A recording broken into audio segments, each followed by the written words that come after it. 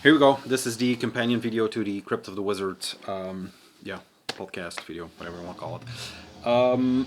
We talked about the records a bit, unlike last time, a bit more this time because we talked about the shop in the first one. We talked about everything, and I was kind of worried that there we wouldn't make it an hour or even a half an hour. But yeah, talking to Charlie is so easy that we definitely made it over an hour. So if you are into black metal, I guess, or music in general, previous video, everything is there, everything we talked about, an hour and a half. This is, however, the haul from, this was on the outside of the box, that False Metal Crypt of the Wizards, if you don't know by now, is a shop in London that specializes in, I would say, mainly underground black metal right now, but they have death metal, they have a bit of everything. See the video, you'll know what I mean. Yeah, this is the haul. There is some tapes. There was no shirt or anything, so I'm going to show it all just because, to be the completest, I am. But like I said, some things we talked about, some things we haven't talked about. We talked about this one. This was the first thing we showed simultaneously, almost. This is the Occult Dead Stance. Their latest tape on Fellowfield and Asghar Antisocial Club England, something like that. Charlie taught me some shit. Very good. This is, like we said, a mixture of, when you hear the description or when you see the description online, it is black metal, it is 80s hardcore, it has cabaret Voltaire stuff in here, which I don't hear because I don't hear or I don't listen to Cabaret Voltaire, so I'm not sure where they're going, but it's like this new wave-ish industrial maybe, which, like I said, I hear it some here and there, but not mainly. It is mainly raw black metal from Scotland, it seems. Then the two we talked about a bit more are the Eternal Tyrants, Take the Sword, and here we go again. The Horns Call for War, something like that. I always forget the title, but the two black metal demos from the Albion Combat Regiment from the UK.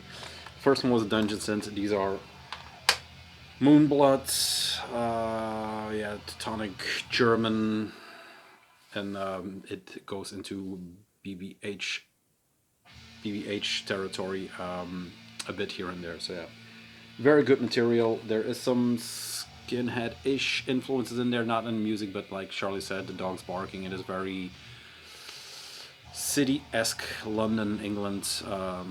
Not the nice city, but the ugly parts of the city, if you will. Then the last tape is what we are playing, and this is Jaeger, or Jager, I'm not sure because it's a Danish. The tape on Fellowfield, this was in the same batch as the Occult Dead Stance, and then had the Sidecut Slave, the one we talked about a bit also from Russia, which that scene is blowing up right now. This is from the Danish, so you know where we're going. It is Corpsant, recorded at Mayhem April 29th, I think. Yes, 2020. Has 4 tracks on here. I don't think that will focus. No, it won't. But yeah, in Danish, Dödening, Sabelkattenslachter, ramt af een paal. I think that means rammed off a pole. I'm not sure. But yeah, it sounds like very blasting, cacophonic black metal with a punk stomp, like we are used to. This a little less punk than we used to from Corpsant, but yeah, all good tapes. Go after it, and you know, Fellowfields. We raved about them yesterday, or I raved about them yesterday, or 2 days ago by now. All right, into the vinyl. It's not super big, but my notes go on the pile. First thing, mandatory sticker sets, of course. The Heavy Metal Maniac is on the car, like I said. And Conspiracy with Satan, I think, and then Heavy Metal is the Law. 2 cool stickers. They have some cool swag over there. They have t-shirts out now, I think, new shirts. Some kind of tattoo design, I'm not 100% sure. This is 1 7-inch, the Weathered Crest Broken Column. Around the time I did the order, this was popping up everywhere and so selling out everywhere, because I don't know about the limitation, but it's not too many. This is on Into Endless Chaos Records. There you go. I wish I could tell you more about this one-man project. I think, or in my head, it was always affiliated to the Brand thing and maybe Kringa, but I'm not really sure. This is a 4-track EP that is the foreboding or the intro to the full length that is coming out on the same label. I'm blanking on the title, but it should be. Maybe digital is out and it should be out around January, the vinyl stuff. But I haven't heard that full length too much. I think I checked it once when it wasn't pre-orders. But this is, we talked a bit about the many punk influences that are creeping into black metal, the punk, the new wave, like Lamp of Murmur is doing Cure, for example, or Cure adjacent. This is very shortly and tightly explained. This is like Joy Division influenced black metal here and there. There is some new wave here and there. I've written something down for the video, but we didn't make it. Let's see. Yeah, the first track is Joy Division, UK influence, 4AD, maybe some new wave punk, but not Iljarn punk. The new one I've written down is like the sound has expanded upon that thing. It's a little bit less influences, a little bit more of black metal creeping back in, but it sure has those influences. This is on black vinyl, a spiral sun, and there's the weathered crest. Yeah, not bad at all. It's easier to get into than some of the other things, but it's not 100% my cup of tea. I think I will like the full length better. By no means is this a bad 7-inch, but like I said, expands more on the sounds on the full. Then the record we talked about is the Tyrann. Diavolence music, I think. It's Swedish. And these three guys are members of Enforced and I was blank on that, Tribulation, which is an awesome band, or was an awesome band. I'm not too up with their latest stuff. This is basically not new wave of British heavy metal, but it is heavy metal. Yeah, like we said in the video, borderline cliche heavy metal. Don't make fashion of our heavy metal passion is literally one of the tracks. One is called Sodom Untergang Tyrann. And it's a very good record. It's a very fun record. It's basically summertime drinking music, metal fest party. But yeah, it's good. It kind of has that tongue-in-cheek. I hope they know it's tongue-in-cheek. Yeah, very classic looking labels, and I love the cover instantly. You know, that fighting or that boxing devil. I'll put this on just so you can hear.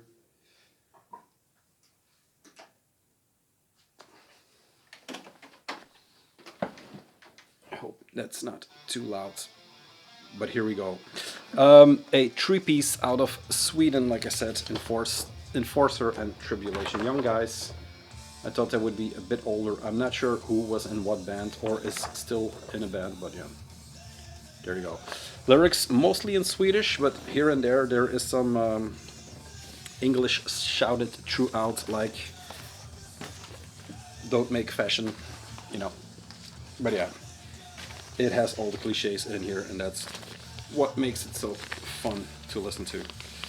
That's the first one of the long players, the LPs. Tiny. Then there are two that I'm going to take as a bundle. Here you go, Goatowarex. We talked about that label too, of course.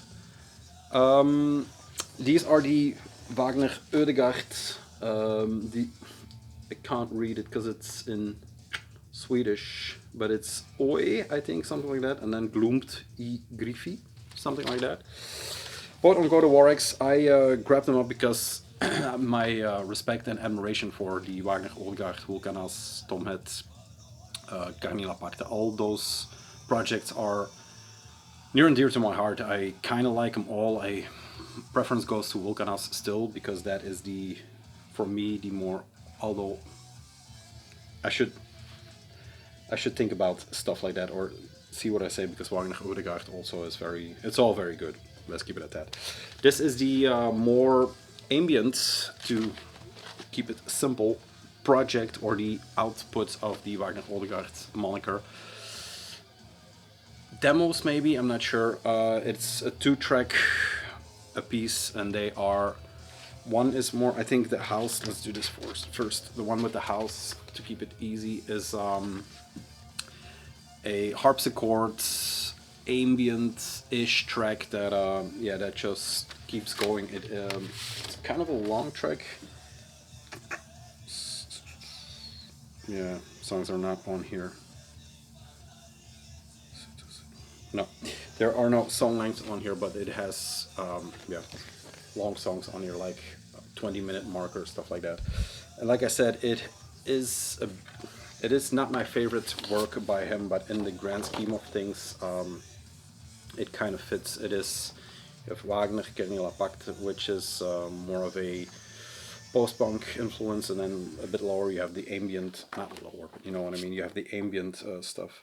Recorded in summer 2014, so old. All artwork and layout by Wagner Odegaard, and then except for some corrected polished details from artwork made by P. Engström. So all very nicely put on paper, and vinyl of course by Danny, which is still hitting it out of the park. Has the Iron Fist label sleeves, and these are both on white vinyl. Let's get that in. There we go. So yeah, it has that classical soundtrack-esque feel that maybe, if you look at the house and the surroundings, that's the kind of sound, more not fantasy stuff, but in that vein. This one is a bit more soundscapey, a bit more field recordings. You can hear a vinyl, you know, vinyl pop here and there, and which is not per se on the record, that is put there. But yeah, that is this one. So they are not the same sounds. There is a difference between them. This is from 2015. There you go. Classic, very classic black and white material, if you know the label. Will that show up? Look at that pricing. Hail Satan. Great labels. Then, great. A few more. This is from Asghar and is called Ebony Pendant, the Incantation of Eschatological Mysticism, which is a mouthful. This is the second full length, I'm not sure, from this one-man American black metal band. Came onto the scene, I think, about 2 years ago now, through tape releases that were on, I can't even remember what label they were on, but then Asghar picked them up, yeah, to produce the vinyl versions.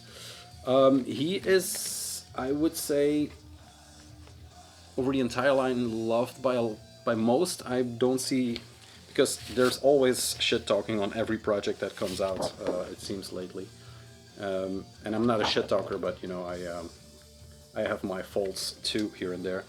But I think listening back to it now, I think the thing about this, why everybody kind of loves it, is because there is not too much influences from outside. It is basically, yeah, pure black metal, harkening back to the early sounds.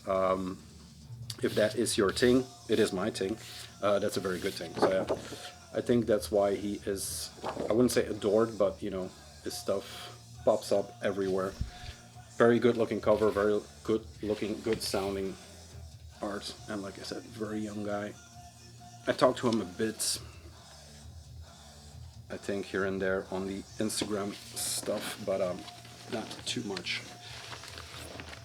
We don't want to bother people too much, right?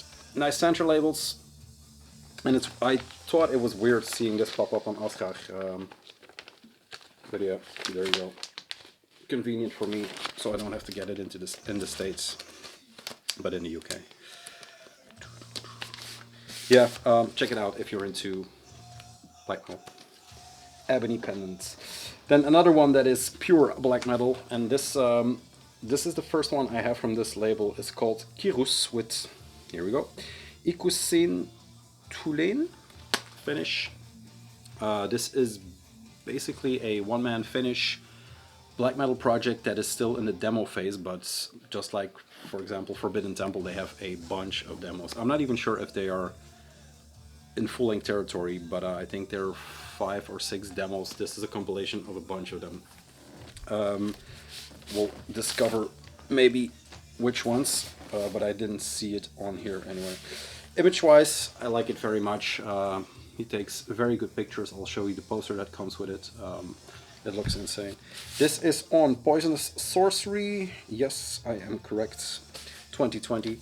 They all come with these incense sticks that kind of smell. Okay, I'm not an incense kind of guy, but you know, if you're into that. Labelless black. It is a very Finnish sound. I don't know all the demos, but the things that are on here, it says side A, it has 1, 2, 3, 4, 5 tracks. Side B has 3 tracks, and it's Poisonous Sorcery number 7. So this is the cover. Here's the back, once again. Good looking pictures. Yeah, and it was kind of on a whim because I knew the More Guys was coming out, but that sold out instantly, and now I got it from DOD, but this is the poster that it has, and I like that picture a lot. I know this is in vogue, this style, but he does it kind of very well with the double bracelets there. So yeah, like I said, very Finnish, but it has, instead of the classic Finnish, maybe a bit melodic here and there, like a werewolf sound. This sounds very young and hungry, I would say. Not violent, because what is violence, but yeah, aggressive, young, aggressive, snarly, stuff like that. It normally has a CD, but I think I put it in the car earlier last week to listen to it. So yeah, there you go, Kirus. And then 3 more, and these are things we basically talked about a bit. These are the Freetop records, first and the second on DOD. They came on my radar through Charlie because he had the Saarland logo shirt, and Freetop is one of the Saarland adepts that came out of the entire Grausamkeit, Everyone is Happy, you know, the BSOD scene, if you will, the Seelenmorast. But this is a step further from black metal. This is 8-bit chiptune, Eurodance influenced synth music that is, yeah, I've written down some things about it because it says here, it baffles my mind how this is adopted by black metal, considering the gatekeeping and stuff. Like, this is mainly, yeah, taken up by the entire scene, but something like, for example, Old Nick, and a bunch of other stuff is maybe looked at in a different light, and it's weird. So if Old Nick did a split with Grausamkeit, for example, not that that is necessary, because I don't like Old Nick either, and I'll tell why in a bit, but if it has a split with that, would it be more accepted or picked up? I'm not sure. Why I don't like it is because it's just too happy. This is borderline happy, but you can hear the there's a desperate quality to some of the stuff, and the tracks he chooses to pay homage to or stuff like that. Same with Dungeon Synth. If it becomes too happy, if it becomes too fantasy, I tune out. So yeah. And when I picked these up, I said this is about as far as I was going to go with the witchy stuff, but here we go with the synth. There's a bunch more coming, so yeah. We have delved in for sure. Now this is called, I have to see, Finistre Opferung. There we go. That one. It has a bunch of tracks on here. 15 tracks on here. Everything composed between 2019 and 2020 is on the back. This is the white vinyl version. There's a lot of white records in this stack. And then the second one, and this is both on DOD and Narbentage. I have to give both labels their due. The second one is Betelgeuse Beelzebub, which is a bit more readable. I love the logos and the fonts of that Saarland scene. But yeah, this is the second one. Also has 7 and 5, 12 tracks on here. Love this cover a bit better. That picture. Siegfried. Once again on DoD. Dominance of Darkness and Narbentage. It has a bunch of stuff on here. Hail Satan, of course. Jüdischer Friedhof. Once again, this is the later stuff because this is from April 2020. And logo. Some true satanic Keller music from Silent. So satanic basement music from Silent. This is a red, smoky red, if I hold it to the light. With the images. There you go. And this includes the patch, the logo patch. There are no inserts, or are there? No, no inserts. So a bit bare boned, but the artwork on the sleeves are kind of maximized to the brim, so that's cool. So yeah, I set a bunch on here already. Like I said, 8-bit soundtracky, new wave, freak dance. One of the tracks has the "I Like to Move It" sample in there, or he's playing that. It is. I kind of likened it to outsider art a bit in that sense that I think the entire scene evolving around that Narbentage stuff is kind of outsider, not the pure black metal, but this weird, 8-bit music. So yeah, that is that. It will pop up probably. That's a wonky record. I'll put Jaeger on for the last parts. It'll probably cut out, but yeah. The last thing, and we took this as a bonus to round off the Crypt of the Wizard 2 video, so we talked a bit about this, and he gave me some context on the record that I didn't know about, because this is a project that I don't know too much about, and I think a lot of people don't know much about. This is Slutet, Love and Beauty, and it seems that this is their last recorded output, according to Charlie, and he is in contact with the people behind this band. I was going to say project, but it's a band. It's on GTWERX. Big Records. Is it their first full length? I am not 100% sure. But it is, I called it listenable. It is more listenable than the rest of their stuff when I was talking to Charlie. Now, listening to it again today, listenable is a huge overstatement. But if you are in this world, something becomes listenable just by leaving away reverb, for example. Very, very nice package. There's a tape version 2 on all sorts of labels, but this is the the format I wanted it on. The End Commune, they are a Swedish, yes, Swedish, I hope I'm not throwing stuff, no, there's Uppsala in here. A Swedish commune band of people that make, very, very honest, very raw black metal with some freak stuff thrown in there. It goes every side, like I said in the video with Charlie. The thing I got to know them by through Goatowarex was a video of one of the guys taking a bit of his own flesh and just cooking it and eating it. So they are true free spirits, if that is not too far-fetched for you. Malchus 9, it is too far-fetched, but whatever. Malchus 9 on guitars, Dingir on voice, and what else? Words, and Ritterson on drums, and Lievard on bass. So a 4-piece.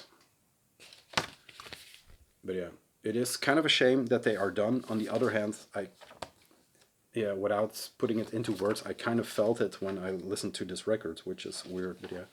Love and Beauty was conceived and composed from 2017 through 2019, was recorded in the End Commune rehearsal sewer in the Alley of the Beaver, Uppsala, Sweden. Yeah, all the lyrics are about, not all, but a bunch of the lyrics are about the end and stuff like that, so yeah. There's a poster that comes with it, which was the cover of one of the rehearsal tapes for this record from last year, which is nice that they put this in here. No Jaeger? No Jaeger. And then the records are just the band pictures once again, A, B, C, D side. So yeah, a very cool document to have as a wrap up for a awesome band. I think the End Commune is the Bandcamp or the label, if you will. So if you are feeling triggered to delve in, please do, because you won't regret it. I haven't, so I bet you won't. That's about it. That's the entire haul. I have another package awaiting with Charlie, as you can hear in the video, but that will be for another time. This is it. Once again, Charlie, thank you very much for doing these talks. I enjoy them. They are just a continuation of our, regular talks. So very cool. Yeah, thank you to all of you. Thank you. There are probably going to be 2 more videos, one Grailish video, and then because it was my birthday, and then we are going to focus on the end of the year, the 3 videos I always do, the top EPs, top full lengths, and then what I'm looking forward to the most.